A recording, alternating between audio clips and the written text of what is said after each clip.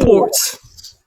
What's up, everybody? Welcome to another episode of Stuff About Sports. I am the Facebook felon Germ, and tonight we got the prettier Corey, Bert, and we have the boss, hashtag Black Excellence, Mike, in the building. Mike, can they see you or no? Are you in the shades of you can see me. I'm in the center of you guys, so I'm nice. Like, I'm the middleman.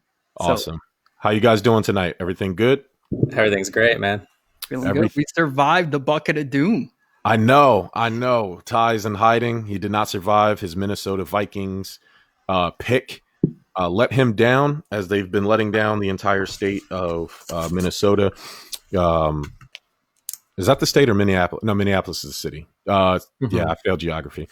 Today, we will be talking, we'll be going back to the bucket of doom. We will also give our winners and losers from week 5 of the NFL. We will also talk about NFL possibly having a postseason bubble. We've seen the NBA wrap theirs up. Shout out to the Los Angeles Lakers for tying the Boston Celtics for 17 titles. We will also be giving our top 5, bottom 3 sports comedies. So first, we will go back to something we used to do that we haven't done in a while. We will warm it up. Couple warm-up questions, couple quick hits from around the world of sports. Gentlemen, COVID is hitting college football pretty hard the last couple days. Today, the news broke. Nick Saban, as Mike is doing his prep, with an awful face mask. That face mask looks like COVID. This face mask saved me because the Patriots. The only reason why I didn't get the bucket of doom is because the Patriots got it. That's my Patriot mask. It's an ironic mask. Yeah. Ironic, super ironic. They cheated once again by not having to play in week 5. Right. Their game with the Broncos got rescheduled to week 6. But news broke that Nick Saban has caught COVID. News broke that LSU and the Florida Gators game that was supposed to be on Saturday, where Florida Gators coach Dan Mullen inexplicably wanted 95,000 fans in the building for. Man. The entire state of Florida just infested that team, and they all got COVID, and so that game had to get postponed. Gentlemen, college football, is it in trouble or no? I think they'll find a way to push on. Personally, I think it's in trouble. I mean, how do you start to ramp up a season when everybody starts getting it and then still think, oh yeah, this is no big deal? But knowing them and knowing that they obviously want the revenue from it, I think it's going to push on. They're just going to probably delay everything at this point too. So I think it still will happen, but I don't think it should. And if you need any other sign other than this, I don't know what else it could possibly be. Yeah, I also think college sports is kind of tough for the athlete, especially not the one that's going to make it to the draft or even make a career out of this, right? So it's that one that it's their last time, out there as a senior. So I get why people are so passionate and you want normalcy. So I understand everything that's going on, but also you got to be smarter than that. You got to realize that there's lives at stake. There's situations that are going to get worse and worse if we don't really hunker down and figure out this. And college kids are the worst. They're spitting, they're kissing, they're doing, still experimenting with everything. So, I mean, I don't know how you tell them to not party. I don't know how you tell them to not make out with each other or hook up with each other. So, honestly, I don't see it getting any better anytime soon because it's just, it's too much of an ask. And that's the thing. I mean, sorry, Mike, I don't mean to cut you off, but you're absolutely right. Like, how do you contain these college students that are going to live their lives, right? And you hope that they just abide by whatever campus or college conduct or code of conduct there is when it comes down to this in order to play. I mean, they haven't even started really playing each other yet, and they're coming down with these positive test cases. That's the issue. It's one thing if, hey, listen, season's well underway, like we're seeing in the NFL, but no, this is strictly prep. Am I wrong about that? Or, No, it's, yeah. No, you're right. 100%. Yeah. It's just like we talked about last week. I mean, positive tests are going to happen, man. It's, what do you do? The only thing you can do, you're either going to cancel it or you're going to just play on, quarantine for your 2 weeks or whatever the new protocols are for sports. It seems like sports get away for not having to stay away for 2 weeks after a positive test, but everybody else has to, stay away from everything. But it's a tough situation because like you said, they're kids. They're not. A lot of them are going to be. I would say over 97% of them are going to end up being burger flippers and accountants and various amounts of other things other than professional players. So, you can't really risk their safety and health for football, which makes billions of dollars off their bodies. Switch. We're going to keep it at football. News broke that Le'Veon Bell released from the Jets after robbing them. He should be arrested, but no, he will find a new team. Guys, what team do you think Le'Veon Bell should sign to? Quick, but before we get to that, I was just looking up the schedule to make sure that they weren't prepping. So they played a couple of games, so maybe that's where it came from. But but a lot of the cases were just coming from the teams during practice and whatnot too. So just wanted to correct myself on that one. Gotcha. So anyway, sorry, Le'Veon Bell. Yeah, what team will he go to? That's a good question. The Buccaneers pop in my mind, but God knows they're set with as many players as they want. I mean, honestly, he should stay in New York, sign with the Giants, but they already got somebody to replace Saquon for the season being. I don't know. I mean, the Pats potentially, I think he'll probably want to stay within that division. Maybe even the Dolphins if he wants warmer weather. But I don't think he'd probably go far out of that. Oh, who cares? No, but seriously, no, it's for my Jet fans out there. My whole family's Jet fans. I'm a Giants fan, but look, he got $25 million from the Jets. He's gonna get paid from wherever he goes. My boy Cliff Floyd, the first athlete I've ever had on any of our shows on the network. He's hoping the Bears. So I'm gonna say I think that's a great fit for him.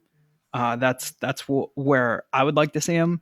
I hope he's not on the Patriots. I think that they just seem to get all these guys and just God loves the New England Patriots for whatever reason. So I would not be shocked if he's in a Patriots uniform, but those are the two I could see. So I thought about this and the Patriots did come to mind, but then I remembered that they have zero money, which is why they're only paying Cam Newton, a Coke and a smile, basically. So it's we're heading into week 6. He's just been released from a team. We're almost at the midpoint. And with a lot of uncertainty, I thought about two things. I thought about where does he have the best chance to win and where would he have a significant role that he can easily slide into?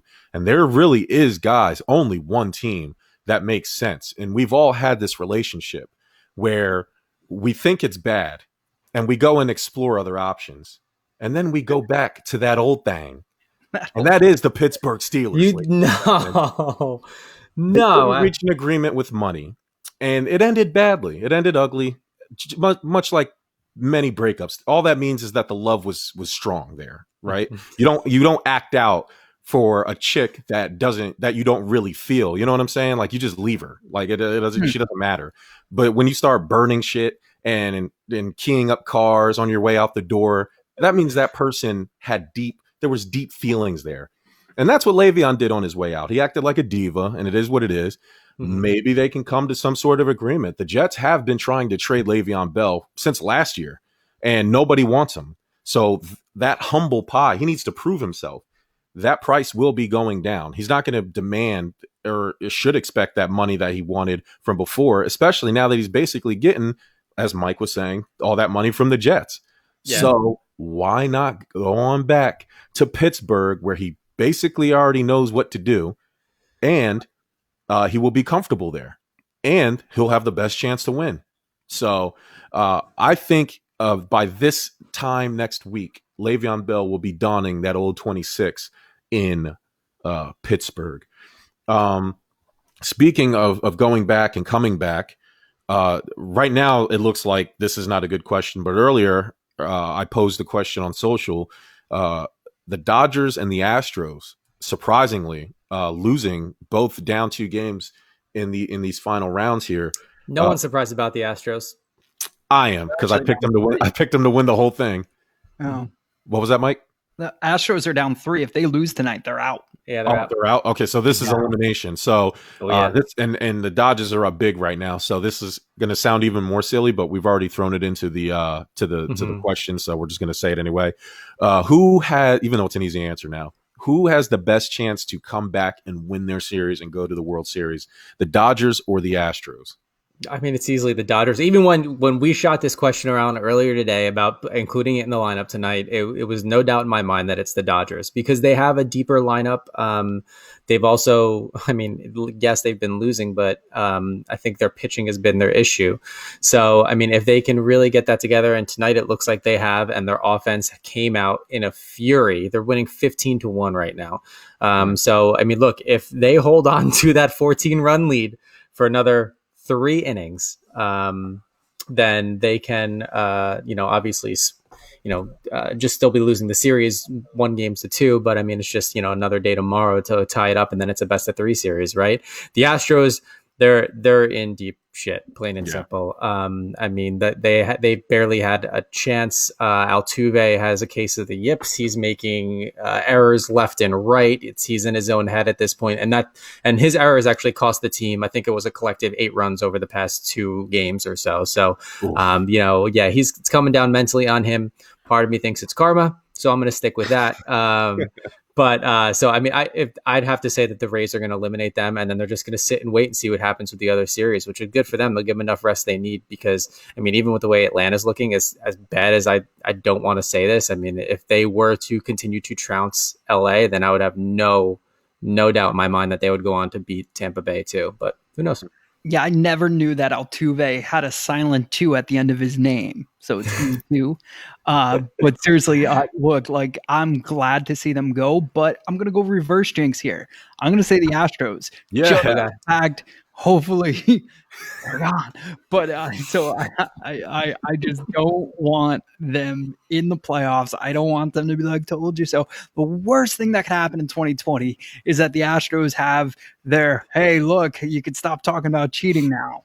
You know, that would be the greatest thing for sports and for baseball, man. For cheating, yeah. It would be the greatest thing for Houston. That's the only a collective group of people that it would be good for. Everybody else, no, not so much. The moral of the story would be if and when they lose, cheaters win, but when you get caught, and you don't.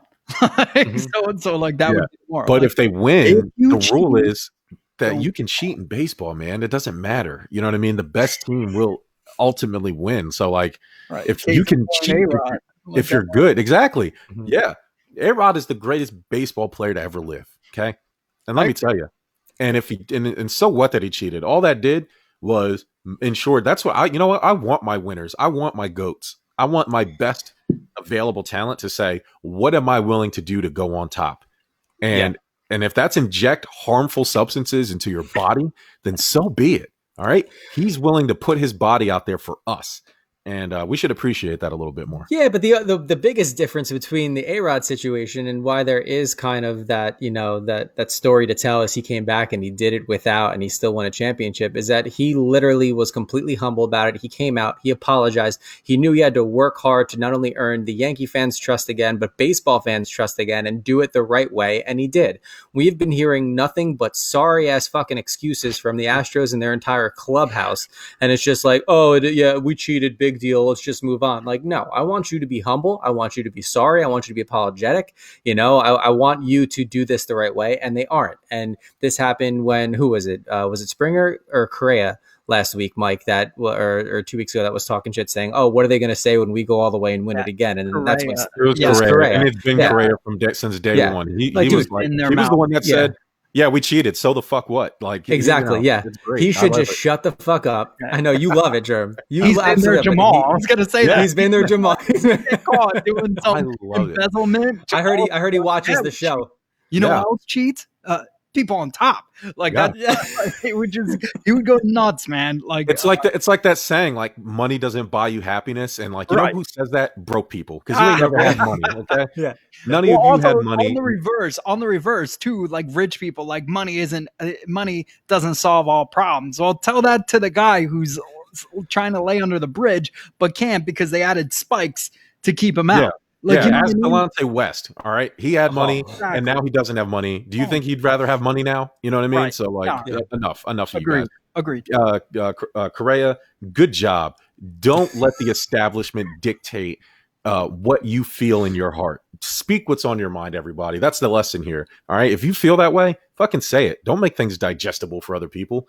If you're a cheater, like that shit, absorb that shit, live that shit, and go out there and play baseball. So Astros, get it together. The people like me are counting on you. All right. So we will jump to the NFL. And before we get to our week 5 winners and losers, we will talk as again, basketball wrapped up their postseason bubble. Baseball is in their postseason bubble. There's talks that the NFL will also be doing or in talks or discussing a postseason bubble. I mean, this is a big, broad, uncertain topic. So I'm gonna let you guys go. Yeah. Do you guys like this move? So, look, I love the move of a bubble. There's no reason why any major sport should be against it, given the success of the NHL, the NBA, and now soon to be MLB playoffs. Plain and simple. What was discussed was a very brief discussion with the NFL when Roger Goodell called a meeting with all of the owners, and I guess the head of the league's physician, what's his face, Dr. Alan Sills. So reiterating their messaging is, of course, with all the positive test cases coming out, they had to be, it was no longer being complacent with the tests that are in place. They have to be extra vigilant. Long story short, make sure you wear your mask, wash your hands, all that good shit. So when asked, hey, do you think you'd be using a bubble format for the playoffs? What was quoted by the doctor, we don't feel that it's the safest course of action for us. Who's us? He's speaking on behalf of the NFL. Gotcha. I don't know what is more moronic thing to say. What would be the safest course of action for you? Because what you're doing ain't working. And on top of that, how can you not point to the other success stories of the NHL, the NBA, and MLB and say, I don't think it'll work for us. It's just not really working. It would be one thing if you'd be saying, hey, it's kind of logistically too hard. We can't figure out what are the safest sites. But to add insult to injury, he went in, he said, the bubble wouldn't be foolproof. The isolation could lead to heavy mental and emotional toll for players as they are sequestered from their family members. That was the excuse. Mm-hmm. The same thing that the NHL players just had to endure and the NBA players had to endure and the MLB players are now enduring. Yes, it's tough, but a couple of things here. Is it mentally tough? And everybody has, obviously their own mental things that they go through their heads. That's fine. They should install some sort of help for that. Have on-site counseling, have someone you can go talk to. Plain and simple. Look, mental issues are real and you know what? There should be support there for that. But the sports fan in me is going, oh, boo-hoo. Oh, what's that? You're making millions of dollars to play a sport that you love, and that sport is going to set up a safe place for you to do your job collectively to try to win a championship and more incentives on your contract and hoist a trophy and be a world champion of something. Oh, go cry about it. Oh no, my world's falling apart. Get fucking lost here. Look, I understand. It's to me, that's just, it's a ridiculous statement. And it's just something that I think they're too stubborn to even want to talk about at this point or even want to try to strategize when in fact they should, because I mean, as we're seeing from games getting canceled week over week and the Titans almost canceling this week's game against the Bills, which I'm sure the Bills would have loved. And we'll get to that. Yeah. But it's just sorry ass excuses. And honestly, why not go with something that we know works, Look, the facts are the facts. The NFL is an owner-friendly league, and they only care about the owners. They don't care about the players. They don't care about the fans. They don't care about anything, right? Like they'll ostracize anybody who disagrees with ownership. I mean, and we've seen that in social injustice, and we've seen that in just everything. So the fact is, the reason why this doctor is coming out saying that they're not going to do a bubble is because if you notice, even Philadelphia is allowing fans into the stand, and the owners want that revenue money. They give it up on the Super Bowl. You make it to the Super Bowl, it's at a neutral site. So they already don't make that money. They want their playoff money. They want it. They want to pack it. They want to have 45,000 fans all super COVID it up and just doing it up. So, I mean, look, they want that attention for their cities. And there's no doctor in the world that's going to tell that ownership that they can't have it. So although the MLB went with the bubble, they ironically also put their bubble in areas that allowed them to have some type of fans and family there. So it's just, I don't see the NFL agreeing to a bubble because it would take 2 weeks for them to have to then look how the NBA did it. It was like in stages to enter the bubble. It was done perfectly. It was done beyond anything I think any other organization could have done and got their players to rally and agree on, especially with the turmoil that was going on in the world at that time between COVID and the reckless debts that were happening throughout our country, and they still did this. That's how strong the NBA is and how uniform they are around their ownership and around their their commissioner. So I mean, it just look, I don't see the NFL doing it, and it's strictly for this. So the money. So I mean, that's it. So I heard everything you guys said, and I agree with a lot of it. A lot of it were great points that you made, and you sounded like you put some thought into it. And so now, as the voice of reason, I'm going to tell you why you're wrong, and why an NFL postseason bubble is absolutely the most ridiculous thing I have ever heard of. Let me ask a few questions before I get into it, because my answer really is one word, and I'll tell you in a second. Do you guys think the stigma, for the lack of a better word, of COVID is ratcheting up or winding down globally? Is it a more of a thing in terms of fear mongering today as it was 6 months ago or 4 months ago?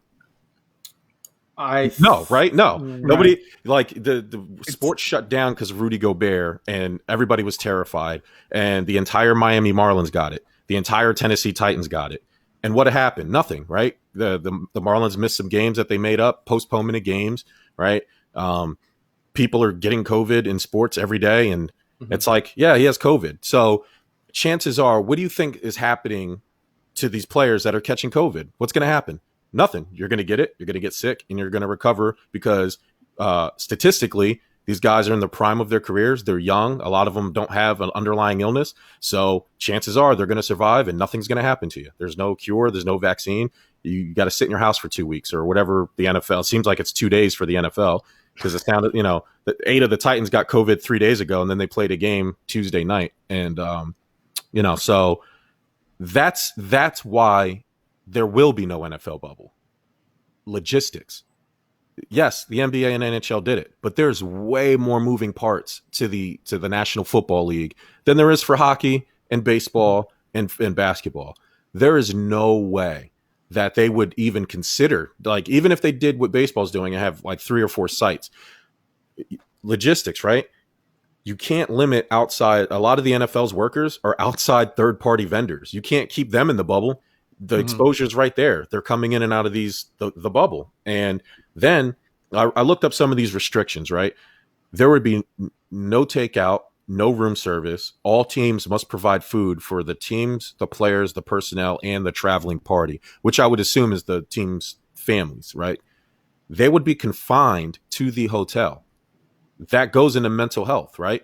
You can't ask these millionaires, these diva millionaires, the football that has the most divas players in any sport, to sit there in this hotel where this isn't Disney World, right? You're talking about what stadiums could probably do this. We talked about this before.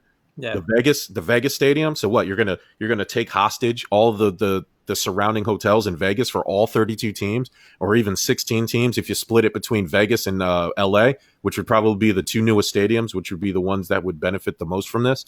I guarantee you, the owners of the LA and the Las Vegas teams are loving the bubble, because those 2 sites would probably be where all the games. Jerry Jones is probably one of those guys, right? Dallas, he would probably host something. But logistics, it just doesn't make sense. Like, the NFL clearly isn't scared of COVID. These guys, they're having multiple people every day. I mean, for 2 weeks, all we heard about were the Tennessee Titans catching COVID. And what? And nothing. They just got it. And then they all came back and played. Tre'Davious White from the Buffalo Bills, he was actually going to opt out at the beginning of the season because he was terrified of COVID. And they tried to make it seem like he was hurt. And so he didn't play yesterday, which was our number 1 defensive player. And, shame on him, to be honest with you. Your team needs you, bro. Your entire team played. So I'll agree with you on one point. Like, these, if anybody's going to beat it, it's a professional athlete that, has an immune system better than anybody in the world, right? Right. And they might not even know they had it, and they could fight right through it. They're numb, their adrenaline's pumping. They're working out every single day. So I don't think it would affect them as much as it would the everyday person. The issue that I have with the player wanting this or not, I totally agree.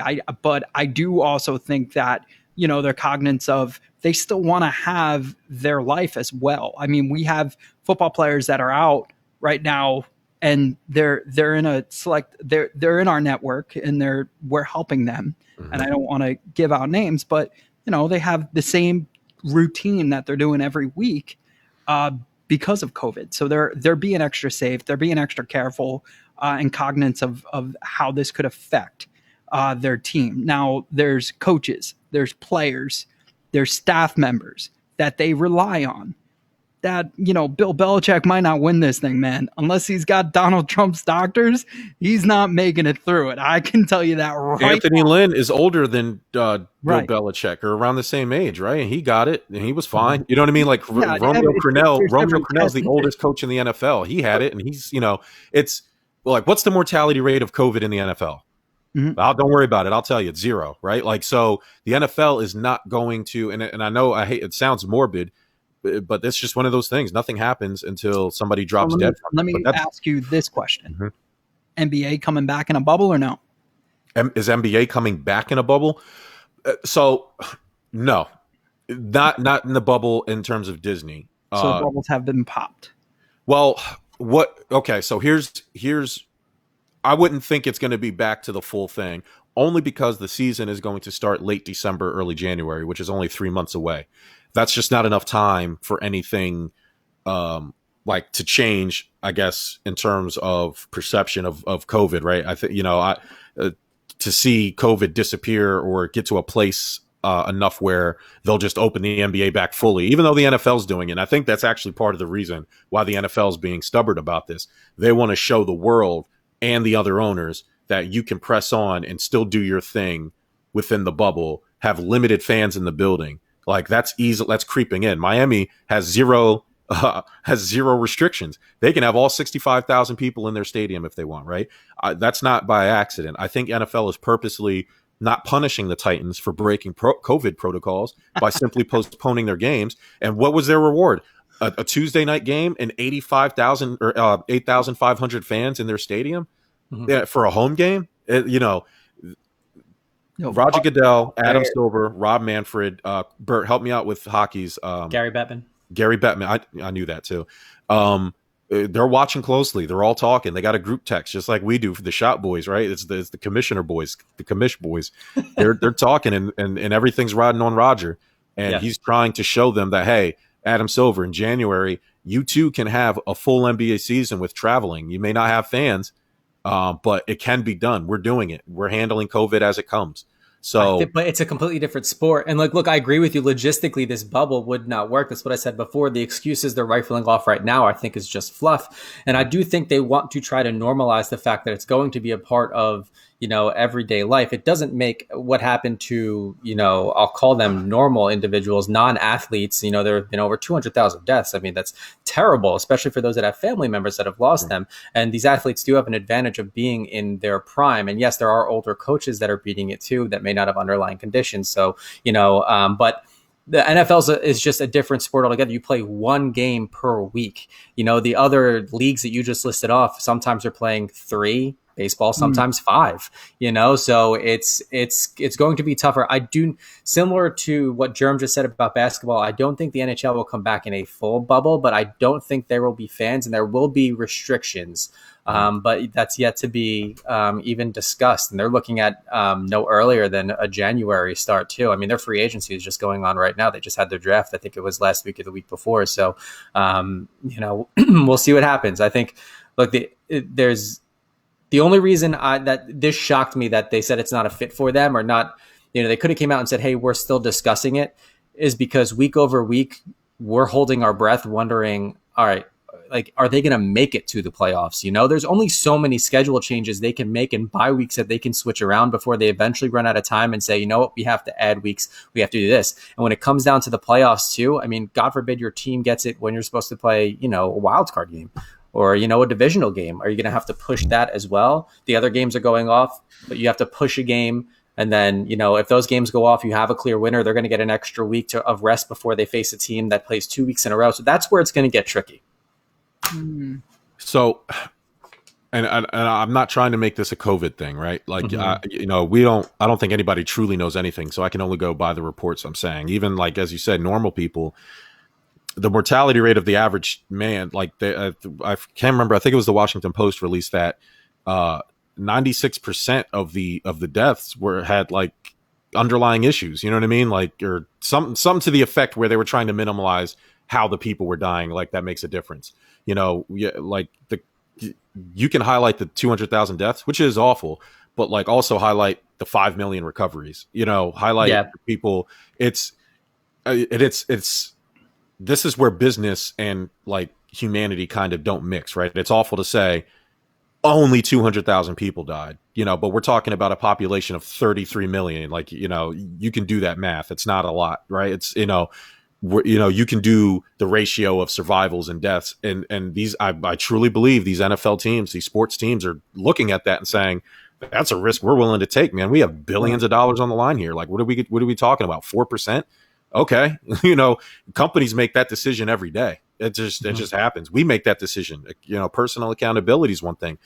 You don't like that, then quit. Don't be an NFL quarterback. You know, don't be the starting point guard for the Lakers. Don't be the first baseman for the Yankees. You know, don't be a wing for the Rangers or whatever. You know, it just don't do it then. If you're that concerned about it, and these owners are saying, and they've always shown they don't care about the players' health and safety anyway. Yeah. So they're definitely not going to care about it when it comes to COVID. Right. Like, no, get your ass out there, play the game, and if you don't want to do it, we'll find somebody else that's willing to do that. Yeah, they're banking on that their players die of CTE before they die of COVID. Right.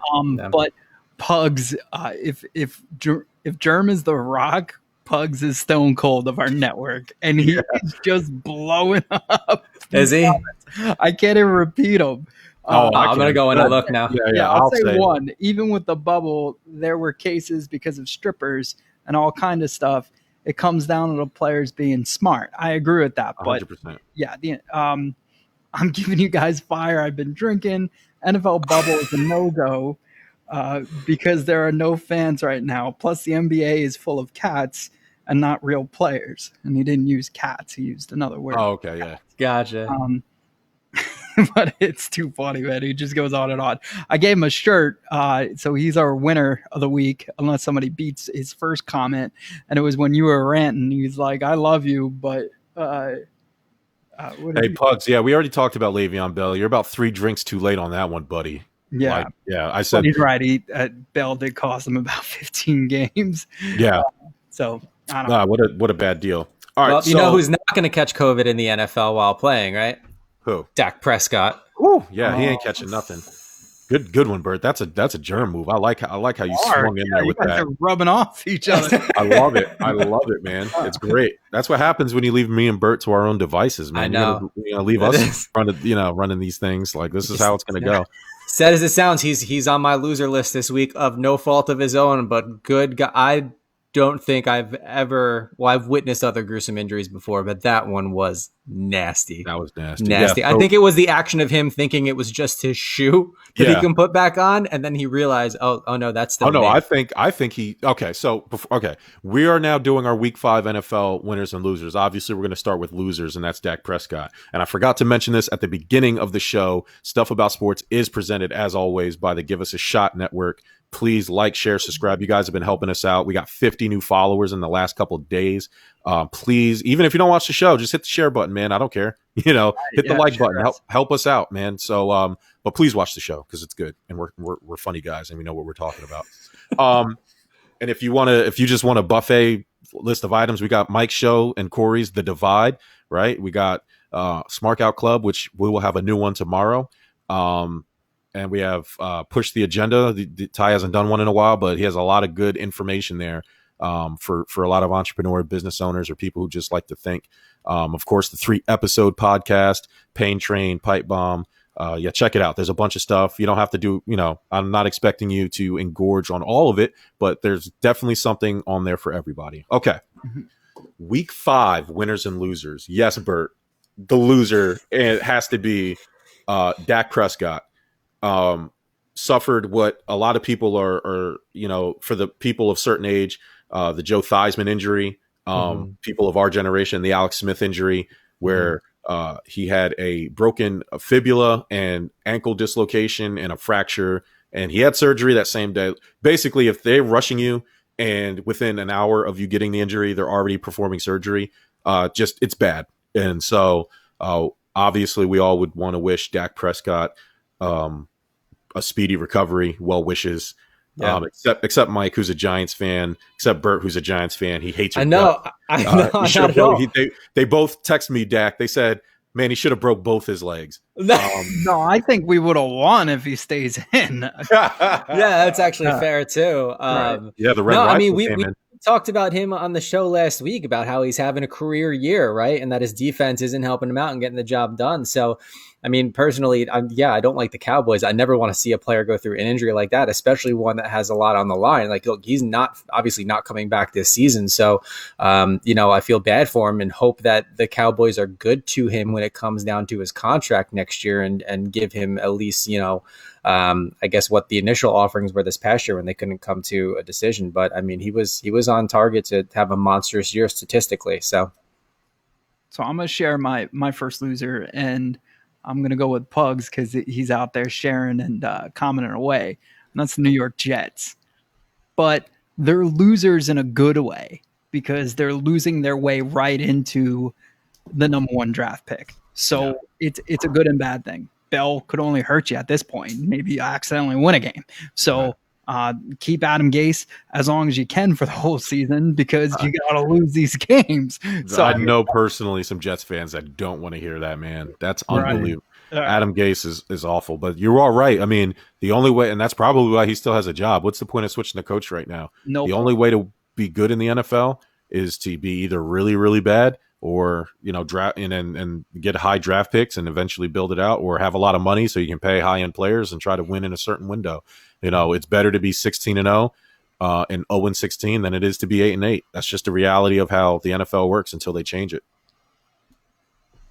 Let's see, loser. We are going to go again with the NFC East. You guys are, I mean, every week, man. Like the Eagles and the Washington football team and the Giants. I mean, you look at those records and it's just like, holy Christ, bro. Like, how could you even confidently, like, I see Eagles fans that, all of us are from the Northeast and we have a bunch of Eagles fans and Giants fans and Cowboys fans. And you guys are all talking shit to each other. Like, really?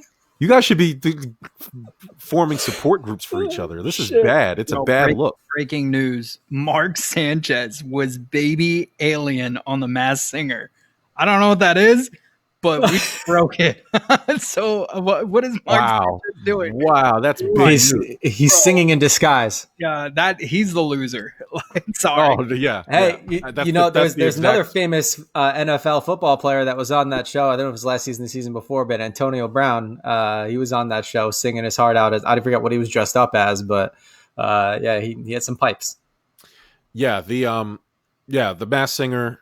Apparently is like a really popular show, but Nick Cannon got himself into some trouble, so I don't know if they're are they still, I guess they're still doing it without him, but even though he created the show. But shout out to Mark Sanchez. I mean, that's what happens, man. You college stud, you kind of flop in the NFL, and even though I wouldn't call him a bust or a flop, I think he had considering that the average career is 3 years, he went to a couple AFC title games. I mean, his first few years were amazing. Yeah, I think he just, he had a career. He had a nice little career. It's something you could be proud of. And I don't think eating hot dogs on the sideline. He's just having. Yeah, I mean, I don't think he was a bum. He was Sports Illustrated covers, NFL Pretty Boy. I mean, right. He just had some really bad, memorable moments that are going to stick with him. But butt fumble. Yeah, I mean, hey, fuck it.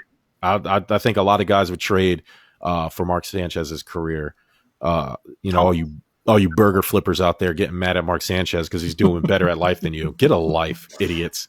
I hate you guys. So my loser, actually my winner is Jerry Jones. Thank God you didn't give Dak Prescott that money, man. I know. Hey, I know, man. I know. Can't say it. I get it. But bravo for you. And I know he secretly is saying, him and Stephen Jones, I know Stephen Jones said Dak's in our future in some form or fashion. Yeah, I bet he is, because the price definitely just dropped on Dak. But yeah, like imagine if they would have caved in and gave Dak that money and then this injury happened. I mean, you want to talk about, no pun, hamstrung. I mean, Jesus. I mean, you shout out to Jerry Jones, man. He held on, and good for him. My other loser, I'll just to switch off the Dallas Cowboys, Tua Tagovailoa, for a few reasons, because they keep showing him on the sideline, and it's getting sadder every time. It is. Fitzmagic is alive and well. He refuses to give up that job. That guy was amazing. He put up like 43 points on the Niners. It's unbelievable. Yeah. I actually have the Niners at my loser column, so this is good discussion right here. Okay, so we'll switch it. And it really has less to do with Fitzmagic, because nobody should be surprised. This is what he does. He'll give you a few games of excellence, and then he's like the Hulk. He'll calm down and turn back into Ryan Fitzpatrick, and then he'll suck for a couple games, and then the pressure will be on to start Tua, and then he'll be Fitzmagic again, and he'll probably put 50 points up next time. But the reason why Tua's a loser is, and it's not really his fault. It's the Dolphins by extension. They can't be watching him every day in practice and feeling confident about his skills when Justin Herbert is doing the things he's doing, who was drafted after Tua, right after Tua. Justin Herbert must be making it extra hard on Tua, because Herbert has been amazing in his first couple starts. Now, he's played Patrick Mahomes, Drew Brees, Tom Brady, and he's looked like he's belonged. Those Chargers didn't lose those games because Herbert was bad. They just lost the games because they're young. So if you're Tua or the Miami Dolphins and you're looking at that has to be an insane amount of pressure, because if Tua's not as good as Herbert is, that is going to haunt him. That is going to haunt the Dolphins for a long period of time. So now what's going to happen is, just like you're leaving meat in the slow cooker too long and it gets over tenderized, that's what's happening to Tua. So a mixture of Fitzpatrick and Justin Herbert just lighting the world on fire is probably killing Tua Tagovailoa right now. Well, the Dolphins front office came out and said they don't think that he's ready. And my response when reading that was just like, well, then why would you draft him first? Like, that's what I don't understand. And I mean, like Herbert's killing it, which is great for him. But I mean, you never know how a QB is going to fully play unless they're in that game situation. So I don't know what evaluations they're using in practice, but shit, give the kid a shot, especially because Fitzy over there for the past 2 weeks has looked like complete dog shit. What? Exactly. So, I mean, look, I'm happy for the Dolphins. I have Dolphin fans in my family. Happy for them. The Niners still banged up and they got smacked. They didn't just lose. They got smacked this week. Yeah. But I mean, I got to be honest with you. I mean, if Fitz has another bad start, there's no reason why you shouldn't. Like, Ryan Fitzpatrick has had a great NFL career by his standards, plain and simple. There have been years, like season after season, I've said, hey, I like him. I like Ryan Fitzpatrick, stand-up guy, but I don't think he should be an NFL quarterback anymore. I've said that numerous times, and somehow he still finds something and clings to life like this. But, I mean, this poor kid is out there. He was drafted. I mean, Dolphin fans, once he was drafted, was just like, yes, I can't wait, let's go, thinking that he'd be in by now, and he's not. So, he's got to get in there eventually. I'll give you a winner and a loser, and then I'm done. Okay. So my winner, Big Dick Nick. There we go. We didn't talk about it. Brady's 0-2 when it counts or matters, right? Because that game, I think, really mattered for Brady. I don't know if it's 3-4. Sorry, Ty. But it was just it. And he didn't. He's 0-2 on high fives at the end too. He just walks right off again. It's one thing to do it in the Super Bowl. It's another thing to do it in a regular season game. So shame on Tom Brady. Lapse of judgment. My loser, Tony Romo. Like, how did you? Hopefully, it's just a sprain. Like, what did you? Oh. You are the ultimate. That people have been kissing your ass. You have changed the way broadcasters get paid. And you've been awesome. You've called plays before they happen. You call everything. How did you miss this play when almost threw up in their mouth watching the same telecast you're watching and watching the same play you played, and you said, hopefully it's just a sprain. Hopefully you didn't break your clavicle. Like, Oh man. like, and of all the people to be broadcasting and tell that game, him to be there is like just classic because Dak took your job when your clavicle broke for like the 9th time, right? So I mean, it's just hate to see it. That's how I felt when he was like, hopefully it's just a sprain. Like walk it off. So hopefully it's just a sprain. Get well soon, man. Yeah, apparently there was 2 people in the world that didn't know that Dak was hurt as much. One was Dak, and the other one was Tony Romo. It must be a Dallas quarterback thing. So I have a theory that Tony Romo's being forced to broadcast Cowboy games. Like, there's no way he actively wants to do it. they did it with Troy that way too. They do it a lot. They do it with Mark Jackson in the NBA. Like, they forced him to do these late Golden State Warrior games all the time. I'm like, there's no way he signed up for that, man. Like, it's unbelievable and super uncomfortable. Yeah, so I have another winner, and like I said, I live in North Carolina now that a lot of people don't know, so I absorb a lot of Carolina Panthers information. I'm going to make them a winner this week. A lot of people criticized the hiring of Matt Rule. It didn't look good. There you go, buddy. I like that. They criticized the hiring of Matt Rule. They criticized letting Cam Newton go and signing Teddy Bridgewater. It didn't look good at the beginning, but this team is heading in the right direction. And I think in terms of building a franchise, the Carolina Panthers are doing it the right way. And so I'm going to give them a lot of credit, man. They made a lot of good, smart moves. They brought in Robbie Anderson from the Jets. A lot of people didn't believe in him as a number 1 receiver, and he's being a number 1 receiver, and he's kicking ass at it. And so good for him. And so, and of course, Teddy Bridgewater, who we talked about Dak Prescott earlier, who suffered his own gruesome leg injury when his kneecap basically slid off his leg, and he had a hard he had a hard recovery from that, and now he's back. And so Carolina is a winner for me. Does anybody have any more? Alex Smith. Yes. Alex Smith taking an official snap in the game for the Washington football team. They lost, but you know what? You love to see it. Yeah. You love to see him back in there. Yeah, that was his first snap since the actual snap. Oh, good. Very nice. Well done. Well done, Mike. Oh, guys, you guys, done. I got to get dark. Yeah, he it was really nice. I wish this is one of those moments where you kind of wish there was fans there. He deserved that, and I'm sure that day will be coming for him at some point in the future. But it was nice to see that his family, his kids, were able to be there and give him a standing ovation. I'm sure there was a lot. I know a lot of Washington fans who were clamoring for Alex Smith from day one. None of them, some of them believed in Dwayne Haskins and I get it. He put in a lot of work in the offseason, and he definitely transformed his body. And I'm okay with people willing to give him a shot to start, right? They drafted him for that reason. But this is a completely different ownership group. And from judging by offseason, Alex Smith was clearly the better quarterback. So I don't know what the hell it took him so long. Even with his broken leg, he was still, the best that on the roster. But I get that they didn't want to rush him back. And, but honestly, there's a chance Washington, I wouldn't be surprised if Washington got it. It was his first snap. He didn't play particularly well. Not that I don't think anybody can blame him for being rusty, but, it's still early in the season, and lucky for him, the division's awful. Yeah. And so, I mean, I wouldn't say Washington isn't out of the running for winning that division and making the playoffs. Yeah, one could argue the Giants are. Right, the Giants are too. I mean, it's you never know. It's special. Like I said, things are, I believe in circumstance, right? Like you can definitely take advantage of a bad circumstance. That division is god awful. Like, right, the division winners who at 2 wins. I don't know who it is. Cowboys, right? 2 wins, or is it the Eagles still? Like, I don't know. But Pugs wants you to know that he says Bell is his winner. $30 million for just 15. No, he can't let it go, man. We can't let it go. He said Anderson's has been fired. He agreed with you. Has been on fire. He agrees with you, and he's also laughing at Prettier Corey.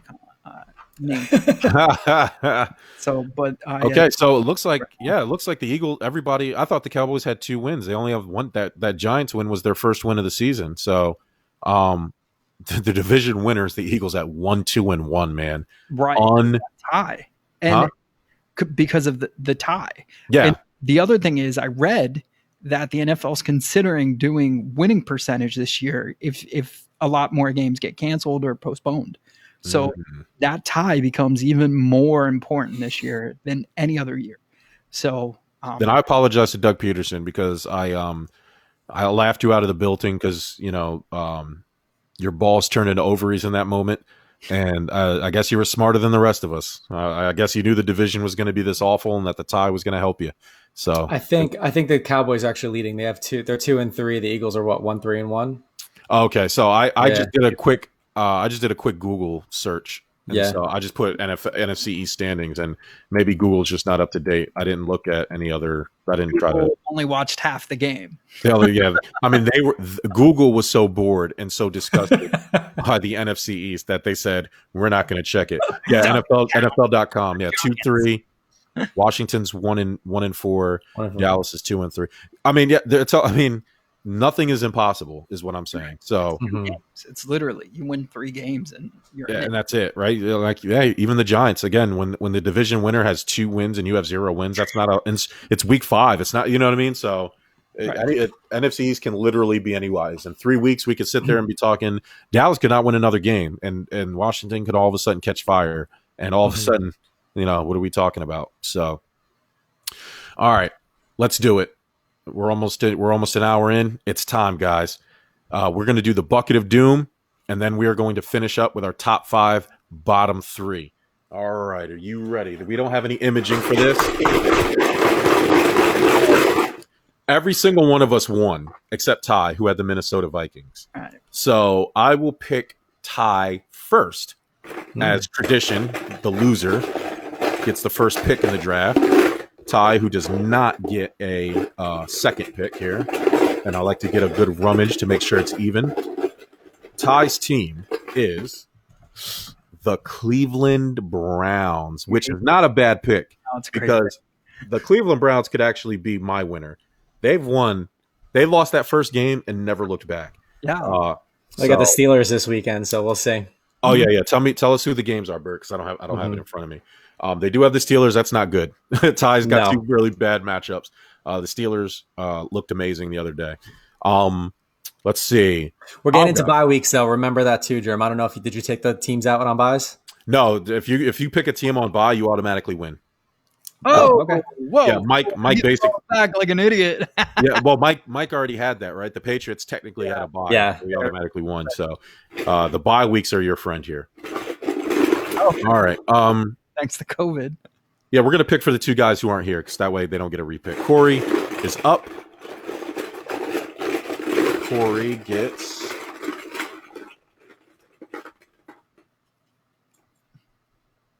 the Indianapolis Colts. Oh. You got the Cincinnati. Oh, I just dropped. Oh, Peyton loves the Bengals. He loves the Bengals? Yeah. Give me a second. I'll drop the helmet. No. Well, in that time, I'll talk about that. So I won with the Patriots. So that was pretty cool. Thank you, COVID. Yeah, thanks, COVID. Thanks, COVID. All right. So Corey has the Colts. Who did they play? I missed it. They play Cincinnati. Oh, okay. All right. Easy win there. All right. Mike, you're up. We're going to go Cincinnati. Hey, I'm going with it. I got it for PayPay. I'm got to. All right. Head-to-head battle with Corey, and so we're getting a loser here. There can be only one. Wow, like that's crazy. All right, I will go. For me, I have the Seattle Seahawks. Who they got? They are on a bye. They're on a bye, so I will be keeping it. Automatic win for your boy. You are all right. So, Bert, here we go, baby. Give me the Raiders or the Saints. Give me those buys. Oh, pause. Oh, Atlanta Falcons. Oh no! Let me see what they got. Team on my they're playing the Vikings, but they just literally got rid of their entire front office. Pick again. Let's go again. All right, we're gonna throw it back. Hopefully, you don't pull the Falcons again. No, I'm mixing them up. I hope you hear that. I do. throw it back. You don't even. No, yeah, you throw it back, baby. That's the bucket of doom. There's a chance here. All right, here we go for Bert for the marbles. The Chicago Bears. The Bears. They got the Panthers. It's going to be a tough one with Bell. That is a tough one. All right, Bell. So Bert has the Bears. Ty has the Browns. Corey and Mike going head-to-head in battle with the Colts and the Bengals. I get the automatic win because the Seahawks are on a bye. Thank you, Bucket of Doom. And Bert rounds us off with the Bears. Now, we are changing this from last week. We are going to keep tabs of the records all the way up through the season. The player or the one of us who has the worst record, the rest of the guys will put up their own. They will suggest their humiliation, and then we're going to leave it up to you guys and voting on that. And we'll leave that voting up for a week or so. And whatever whoever wins from you guys, we're not picking the humiliation. We're going to suggest, and then you guys are going to pick it. And then that person will have to come on the show and either be dressed up as a ridiculous character, wear makeup, post something ridiculous on social media. Who knows? We don't know what it's going to be. Shave their eyebrows. I don't know. But all of you have beards, so you pretty much know which one I'm going to suggest. I got this is going to be mine, and I'll spoiler alert if you don't want to hear it. You have to complete a yellow belt in karate. Oh yeah, with all the 6-year-olds, you're just like, oh yeah. So I'll pay for it too. I'll pay for it if you win. I will pay for it, but you have to complete it. Yeah, that's fine. Got it. We will document the whole thing for social media, and this is what we're doing for the fans. Mm-hmm. All right, so to finish us up, Bert, this is your thing. Go ahead and man, get it started. All right, so top 5, bottom 3, sports comedies. I'll go ahead and give you my top 5 from 5 to 1. So number 5, Talladega Nights. Ooh. 4 is Major League. 3 is Slapshot. 2, Caddyshack. And 1 is Happy Gilmore. I think for me, so Caddyshack is obviously hilarious and it's a classic, but there was something about Happy Gilmore when I was younger that it was just a gem. It involved a little bit of hockey, obviously mostly golf, but Adam Sandler, I mean, the fight between Bob Barker, there was just something about like unconventional golf that's just absolutely hilarious. Some honorable mentions I'll throw in there that may be on your list, but basketball and dodgeball for me are honorable mentions. I didn't include them in my top 5 because they're not actual sports, so to speak, like major league type sports, if you will. So golf is the only non-sport. You have golf as golf is the most non-sport sport there is. You have to be good at walking. Okay, great. That's probably the most. It's harder to walk the course than it is to swing the golf stick. It's unbelievable. Fuck, then I must be really shitty at walking because my golf game is not that good. But so bottom 3 though, Juwanna Mann. Yeah, that's pretty. The bad. Love Guru and The Scout. The Scout is an awful movie about baseball with Brendan Fraser, and it was the just, Love Guru was the one with Mike Myers. Mike Myers, he's trying to help out that hockey player. It was just okay. Yeah, I remember that. God, it was terrible. Yeah, man. He was trying to do like a different version. That was like right after Austin Powers, and he was trying to ride that. Yeah, like that different character train, you know? Like, nah. Yeah. Mike, you want to go or you want me to go? You could go. It's fine. All right. So, I will give you a spoiler because I'm going to do my bottom 3 first. Okay. Simply because your top 5 had one of my bottom 3 in it, and that is Happy Gilmore. Most overrated movie of all time. And I've been consistent. Adam Sandler is not funny. He's never done it. He's pre-Seth Rogen. If you're the prettier Corey, Adam Sandler is the old Seth Rogen. Everybody tells me that you're funny, but you actually haven't done anything funny. Happy Gilmore is the most overrated movie, not just sports movies. Yes, it has a little gags, but I mean, like, again, as I've always said, been super consistent. You seen one Adam Sandler movie, you seen them all. You seen Waterboy, you seen Happy Gilmore. You seen what was the other one that people thought was funny? Big Daddy. You seen Happy Gilmore. You seen The Longest Yard. You seen Happy Gilmore. They're all the same. It's all the same. Adam Sandler. He tries to add a little bit of seriousness to make people think that he's a good actor. He's not a good actor. You suck, Adam Sandler. Just I don't even know what you are. Another movie a lot of people might not have forgot. Black America. You might know this one because it's two things. The movie's called Eddie. It came out in '96. It starred Whoopi Goldberg. That's all you need to know about that movie. She's not good at all, and has the Knicks in it. You have Whoopi Goldberg on one hand. You have the Knicks. You put them in a movie together. It's a bad movie. Basically, she was a fan, a broke-ass fan who was a limo driver, could only afford nosebleeds, and she would sit there and critique the game. And they had a cowboy owner. It was basically James Dolan, who he was a cowboy from Texas who bought the Knicks. He rode into the stadium, and his horse had Air Force Ones on, and they fired the coach, and he promoted a fan, Whoopi Goldberg, to be the coach. It was the Knicks. It was Whoopi Goldberg. The Knicks have been bad since '96, and the movie's just bad. It sucks. And then my bottom three movie combines three things that absolutely disgust me. Okay, and that's Jimmy Fallon, that's Boston Red Sox, and Drew Barrymore. That movie. It's fever pitch. It is a bad movie. It's an awful movie, and I hate it. And I see Drew Barrymore's face. She looked like my friend's 12-year-old brother, and she's always like that. All right, Jimmy Fallon. You want to talk about Adam Sandler not being funny? I have no idea why Jimmy Fallon's famous. There's no reason for him to be famous. There's absolutely no. Somebody tell me, what does Jimmy Fallon do? No, it's like that. He's a talented high school talent. Like that's what he is. That laughs at the camera. Like, stop looking at the camera, Jimmy Fallon. So the same shit he's been doing for 20 years, it's still working now for some reason. Yeah, I think it's because there's nothing else to put on TV, so they said, hey, well, fuck it, Jimmy Fallon, throwing him on there. Top five. Cool Runnings is my number 5. Yeah, nice. I movie John Candy. Leon was in that movie. It's Dougie Doug was in that movie. That's I love that movie. Jamaican bobsledding. I mean, there's nothing funnier than that. My number 4 is Dodgeball. It's a classic. I don't know what the hell Bert's talking about.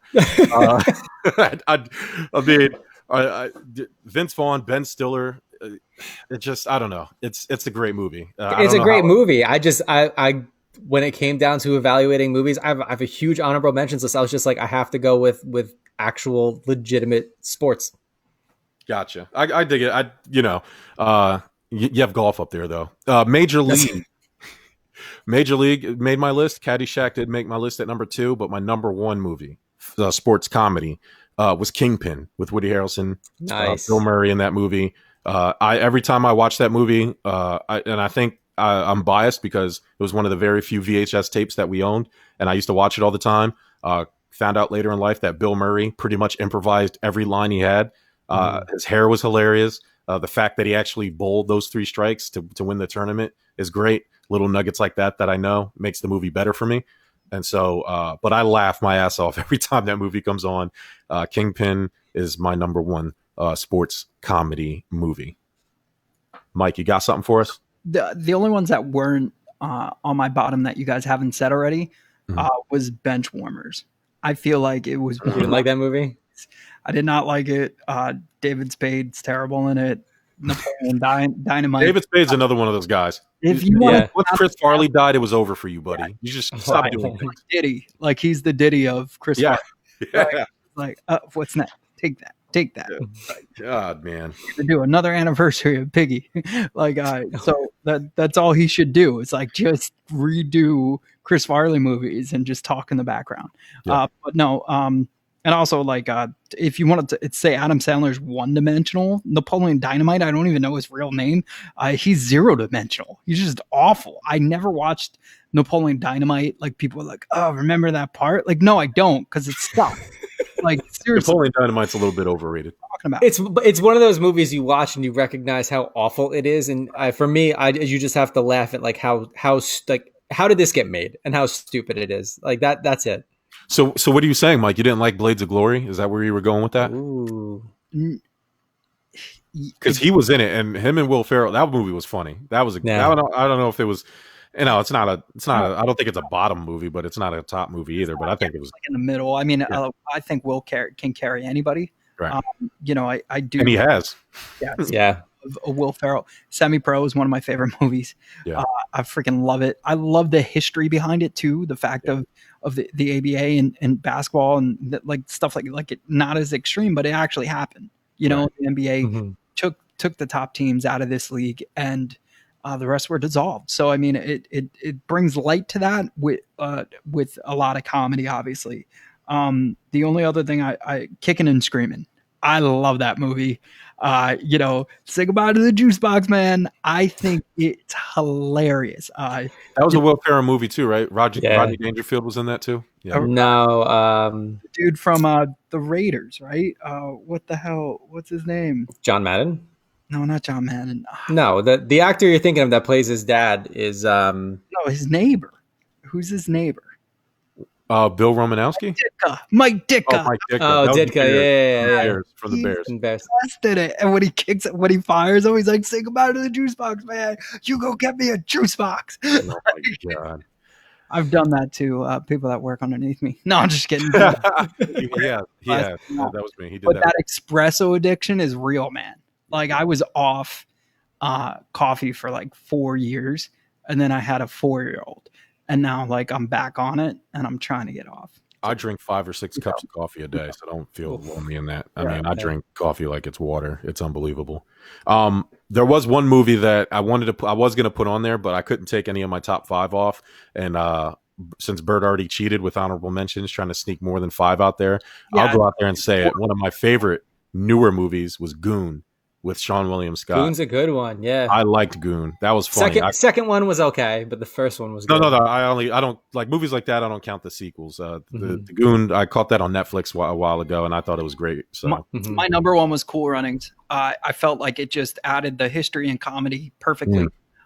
So that was my number one. But I thought I was going to sneak that through, and then you mentioned it. So sorry, buddy. Sorry. No, all right, yeah. We're just trying to give the listeners some while we're all in self-isolation still, something to watch, man. So that's y'all homework. Watch some of these great movies that we suggested. Stay away from Fever Pitch. Stay away from Benchwarmers. We should pick like maybe 4 and make let them vote on it, like we did with Space Jam and all. So like Major League, right? Caddyshack are the top 2. I want to throw Dodgeball in there because I think Bert's being extremely disrespectful, and I don't know, whatever. You guys send me a text and we'll put it on there. Well, that was this show. I don't have anything else left on my notes. Do you guys have any last things that we forgot or wanted to mention? No, none for me. All right. Well, this was Stuff About Sports, guys. Thank you for joining us again. Please like, share, subscribe, whatever. Follow us. We need help growing so we can do bigger and better things for you, the people. But until then, I am Germ. That is Bert and Mike. And we will all talk to you next week.